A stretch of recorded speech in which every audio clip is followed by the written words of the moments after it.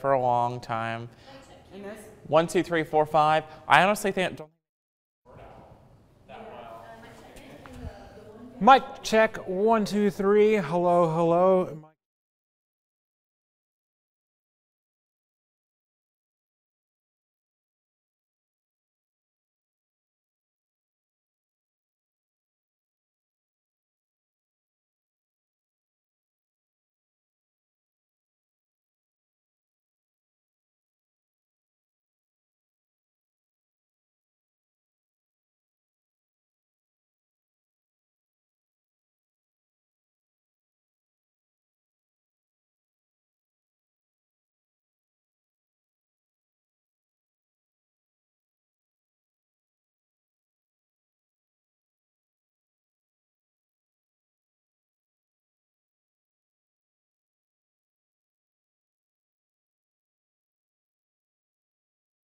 Sorry, I'm gonna get into.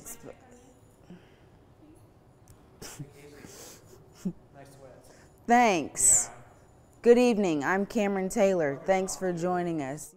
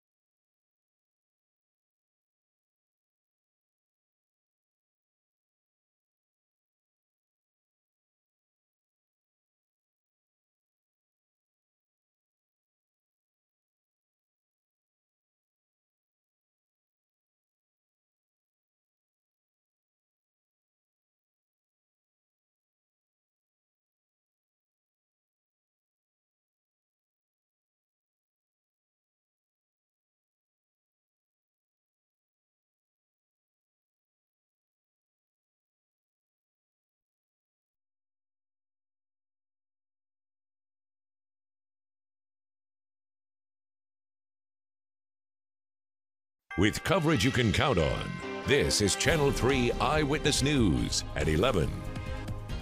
Good evening, I'm Cameron Taylor. Thank you for joining us tonight. As the clock falls back, it's a good time to change those smoke detector batteries. So today, firefighters and volunteers went door to door to make sure people were ready.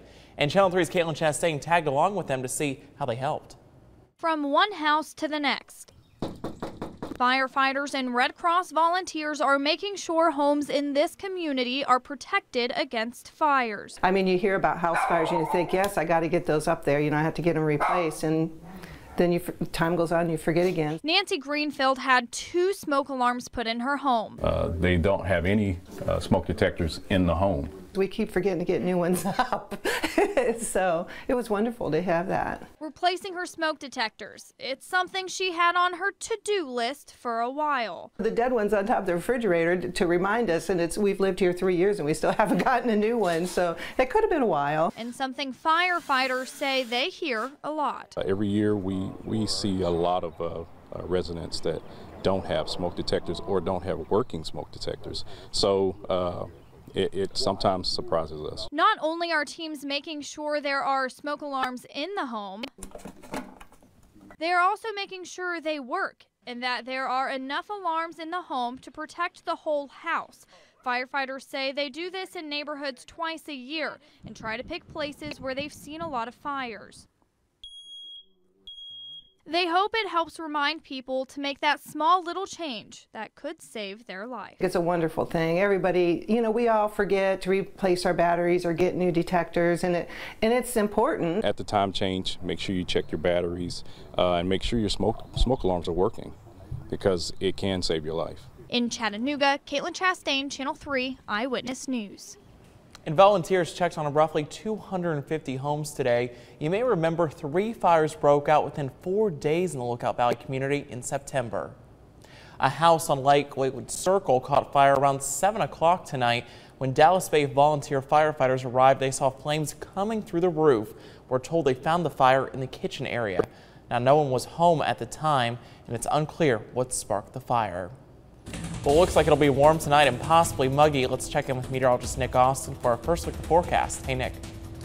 Hey, Cameron, it is a pretty quiet night. This is a nice shot here from our live downtown Holiday Inn camera, and looks like a nice night across the area. Pretty quiet night as far as the weather. That's for sure. Just a few clouds out there, and temperatures are definitely mild. But first, let's check out the radar just to see if there's a spot of rain anywhere. And there's a little bit just south and west of Huntsville near I-65, and that's about it. The rest of us dry at this time. It's 64 degrees with some clouds, calm wind. A nice quiet night. For this time of the year, it's pretty mild. Normal high this time of the year is only 67, and we're in the mid-60s right now, and we're only going to drop to the low 60s overnight. It's going to stay mild. It's going to be a little bit muggy. We'll see a few clouds, and then later tonight, we'll see some more areas of fog developing. It probably won't be as widespread as what we saw this morning. But as you head out to church or just maybe going for your jog tomorrow morning, don't be surprised if you do hit maybe a few spots of some thick fog out there. But sunshine will come back at least partially for the afternoon on Sunday, and it'll be another warm day.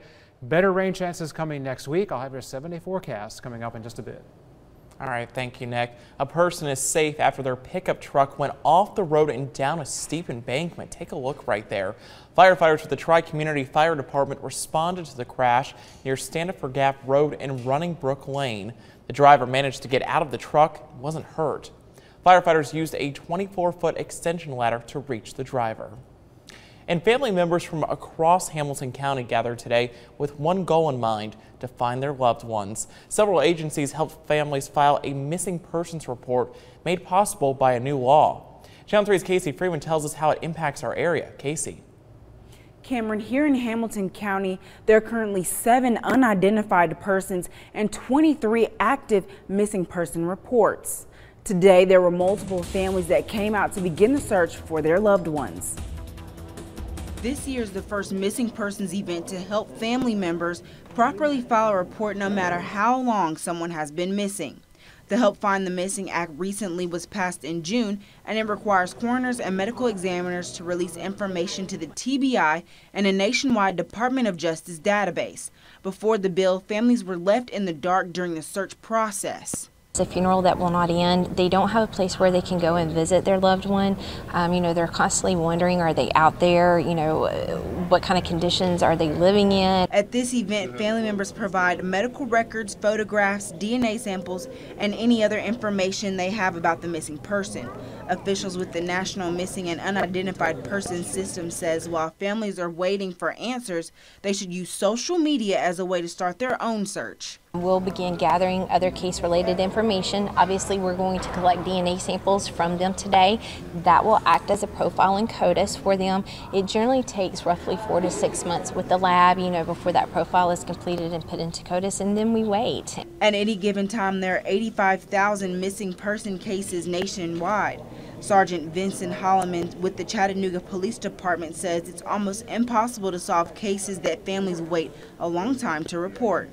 People used to have a misconception that they had to be missing a certain amount of hours, but no, it doesn't. Anytime when your loved ones and you know their schedule, if something is strange about them not reporting to you or not reporting home, you should report them. Tennessee is the 3rd state in the nation to require police to enter all missing persons into a national database.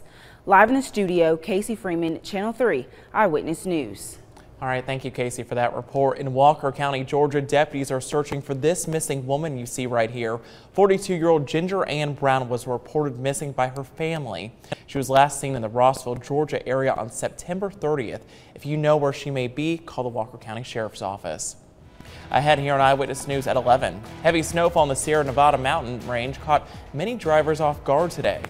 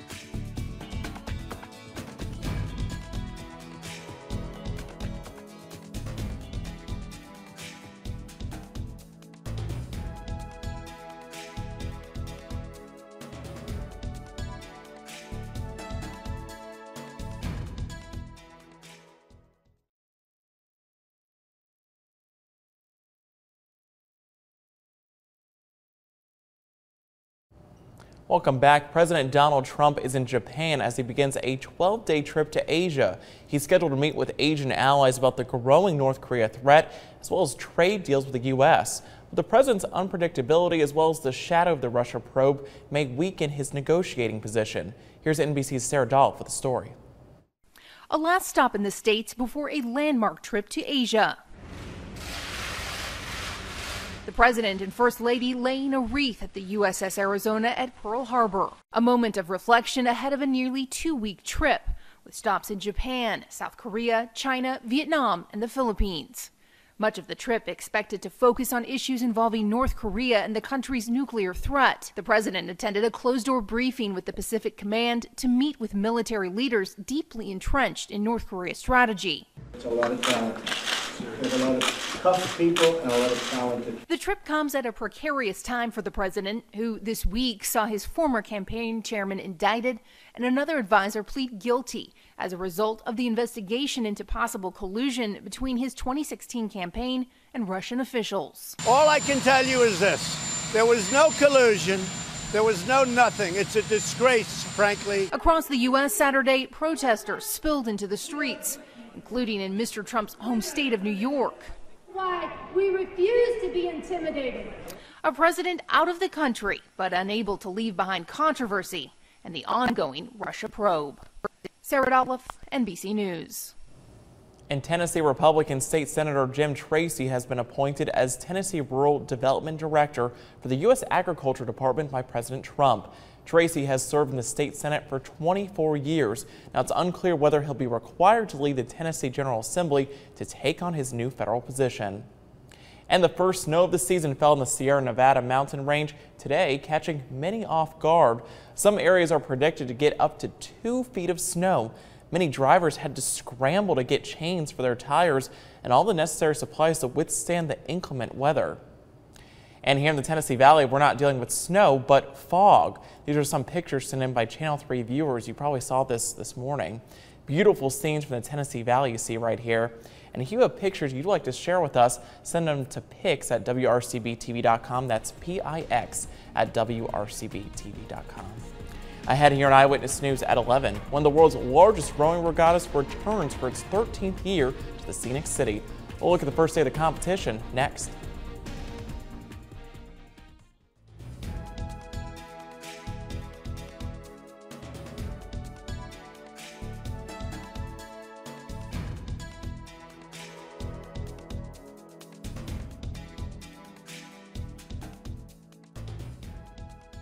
You can count on. This is Channel 3 Eyewitness News.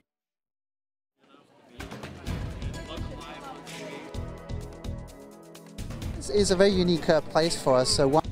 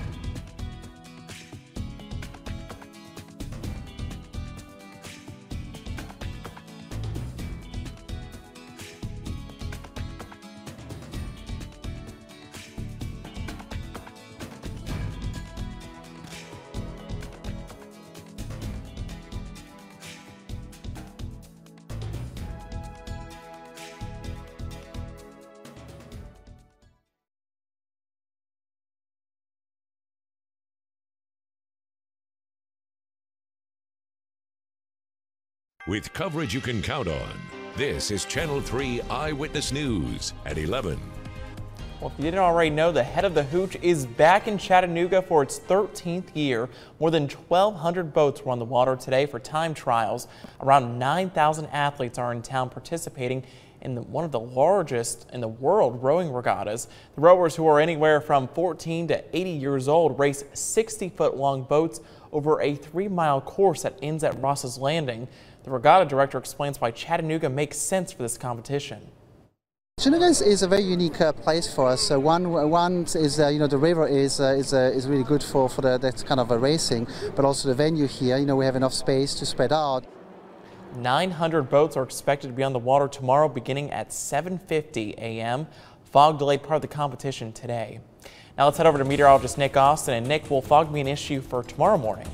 Well, it could be, but it probably won't be as widespread. But it still could be dense in some spots around the same hours during the early morning tomorrow. But once the fog started to kind of thin out a little bit during the morning hours, during the later morning, it made for some great scenery with where you can kind of see the fall colors coming in behind the fog, and turned out to be pretty nice. And then we got some sunshine this afternoon, warmed us up into the 70s. And right now our live shot here from the View Apartments looking good, a quiet night across the city. One last reminder, at least on air tonight, daylight saving time ends at 2 a.m. tomorrow, local time, 2 a.m. So that means when you go to bed tonight, you want to set your clocks back 1 hour. So essentially what happens is at 2 a.m. tomorrow in the morning, it becomes 1 a.m. So whenever you go to bed tonight, set those clocks back 1 hour. Don't forget to do that on your stoves and your microwaves and all the other time pieces that won't do it automatically for you. 64 degrees in the city right now, 61 Cleveland, 57 in Athens, and it's 55 out in Murphy. Pretty pleasant temperatures for late evening November night. And winds are calm right now across the city. We have some high clouds streaming generally from west to east across the area, but very little rain. We've had a few little spots of rain in the last hour or so over northern Alabama, but they're fading out pretty quickly. We have high pressure just centered off to our south and east, bringing in the warm and muggy air off the Gulf of Mexico. Warmer and a little muggier than we would expect this time of the year. We're not going to see a whole lot of rain really tonight and tomorrow as far as rain chances, because we don't have a cold front or anything else to really kind of force that air upwards a lot more and get more cloud cover and rain falling out of those clouds. We could see just a few spots of light rain popping up tomorrow during the daytime after the morning fog. But the best chances for rain are going to be coming back early in the week on Monday as a cold front out of the Midwest does get closer to the Tennessee Valley. And Tuesday and Wednesday, the rain chances will linger because that front will have a hard time pushing southward. It's going to kind of stall near the area for a few days. So here's our next best chance of a lot of at least widespread rain and some heavy bouts of rain too coming in during the day on Monday. Developing, and then we'll see some more coming back on Tuesday. It was about 0.02 of an inch at the airport as far as rainfall earlier today. High was 77, that's 10 degrees above normal, and the low today was 61. We should be in the 40s this time of the year for lows, but some clouds and fog kept those temperatures warm. Fort Mountain had 0.2 of an inch of rain. A lot of upper 70s across North Georgia and Alabama. And also here in Channel 3 in North Chattanooga, it was 79 degrees just outside our doors, and lots of mid and upper 70s even to the north. Now tonight we'll see some more fog late tonight, only a very slight chance of rain with a low of 61. Slight rain chance tomorrow, morning fog, and then some afternoon sun. And then 62 with a slight chance of rain tomorrow night. But during the day on Monday on your 7-day forecast, we'll see better chances for showers developing, some more rain often on Tuesday and on Wednesday. And then late in the week, how about highs only in the upper 50s? So a big cool down late in the work week. Yeah. All right. Thanks, Nick. We'll take it. All right. Up next in sports, Tennessee gets back to its winning ways this weekend. Jill Jelinek has the highlights. Plus, Georgia stays undefeated as it takes down another conference foe. Stay with us. Sports is next.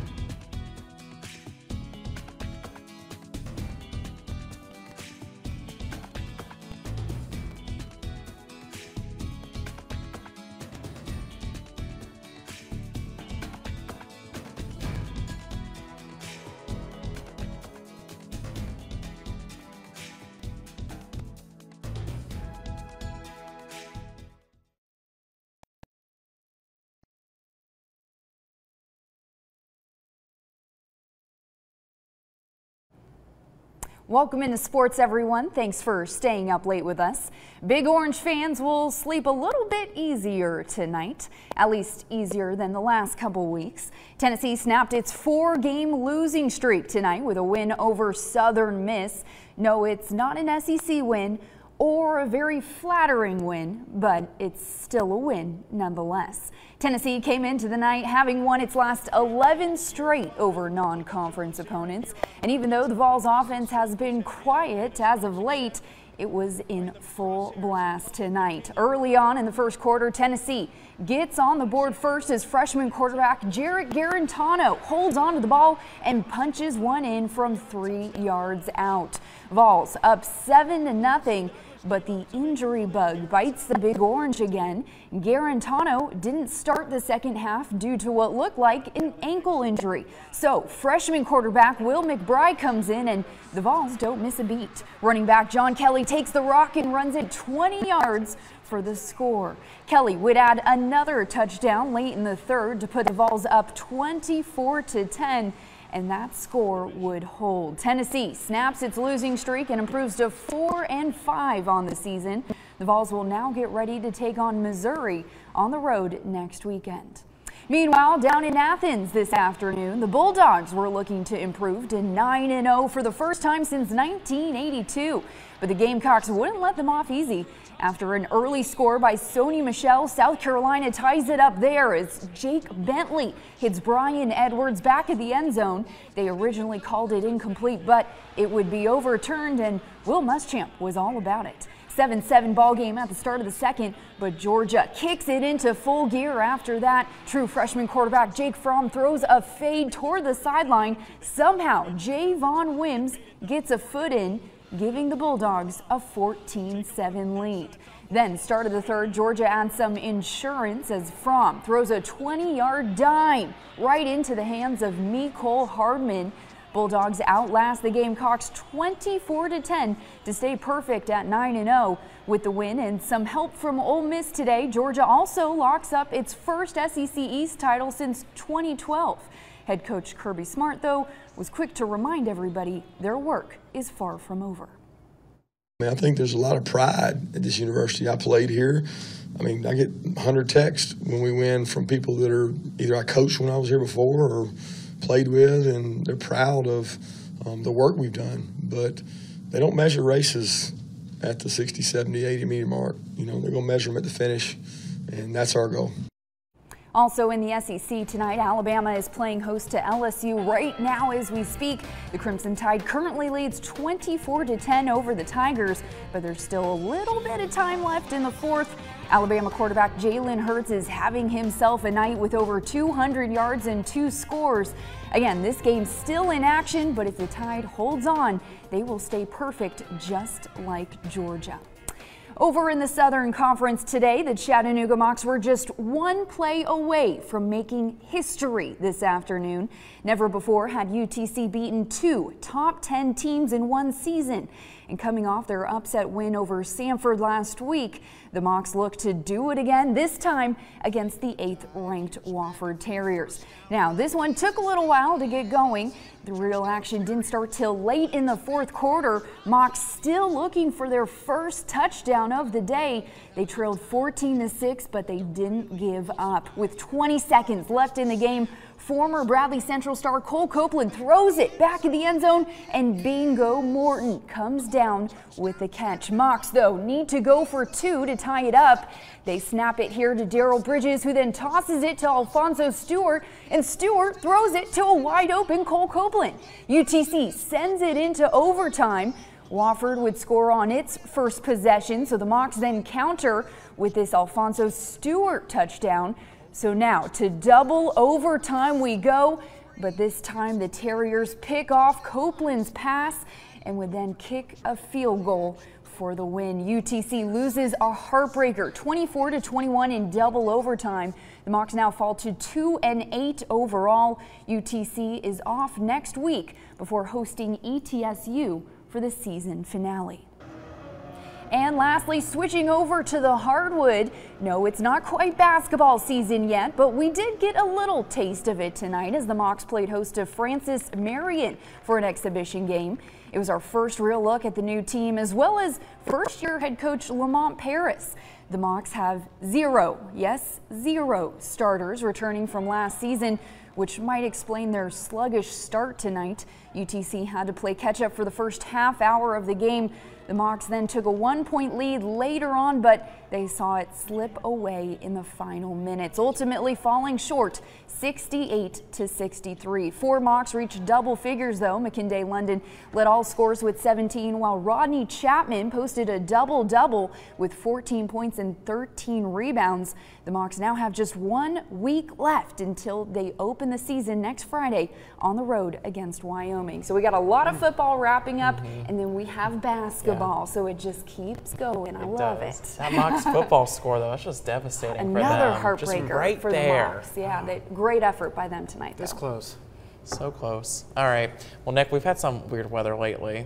I guess you could call it that, yeah. It's gone from time of the warm year, sure. to cold to warm again. Foggy and warm. Yeah. And, well, you know, it'll eventually get kind of cold again, especially later this week. We'll see some cooler weather, but have to get through some warmer stuff again and a little bit of fog again in the morning. And then 70s again for the afternoon as a little bit of sunshine breaks on through once again. Very, very small chance for any significant rain tomorrow. Maybe a few sprinkles or some mist with the fog in the morning. But Monday, Tuesday, and Wednesday, off and on rain. Cold front's going to kind of park itself right near the area. And that means we'll see at least some off and on wet weather, but it's going to cool down once we dry out later in the week. So lows down to 41, 42 later in the week, with highs maybe not even reaching 60 on Friday. So I'm taking a look at those lows in the 40s right there. It's going to feel a lot more like fall later in the week. So it'll be coming back in a few days. Okay. All right. Thanks, Nick. Well, cat lovers now have a place to wet their whiskers at North Carolina's first cat cafe. All right, cat fans, listen to this. The Crooked Tail Cat Cafe opened Friday in downtown Greensboro. The owner describes Crooked Tail as a place where cats and humans can enjoy each other. And for $10, get this, visitors can spend an hour in the kitty lounge where 9 cats play among sofas, tables, and cat perches. There's also a separate cat-free coffee bar at the rear of the lounge. Aww. And if you want to know, all of them are up for adoption as well. It's a good story. That's right cool, there. yeah. That's neat. All right, that's it for us. Have a great night.